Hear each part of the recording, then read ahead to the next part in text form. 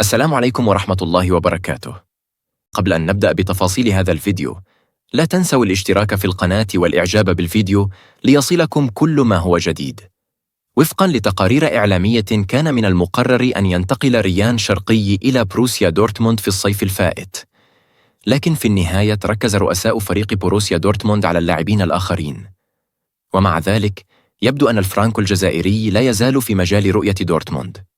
وكشفت تقارير صحفية عن تواصل الشاب ريان شرقي نجم نادي ليون الفرنسي مع مواطنه رامي بن 70 لاعب نادي بروسيا دورتموند الألماني.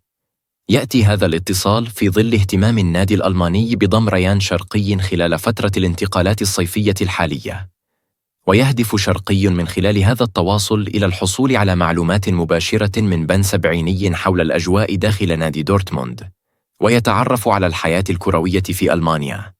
ويسعى اللاعب الشاب إلى الاطلاع على كافة التفاصيل التي من شأنها أن تساعده في اتخاذ القرار المناسب بشأن مستقبله الكروي، خاصة وأن انتقاله إلى دورتموند يعد خطوة مهمة في مسيرته. من جهة أخرى، تسعى الاتحادية الجزائرية لكرة القدم بكل قوة إلى إقناع شرقي بتمثيل منتخب الجزائر.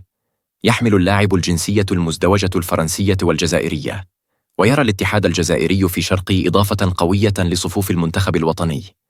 وهنا بدوركم أعزائي المشاهدين، شاركونا الآن بآرائكم في التعليقات، ولا تنسوا الاشتراك في القناة والإعجاب بالفيديو ليصلكم كل ما هو جديد.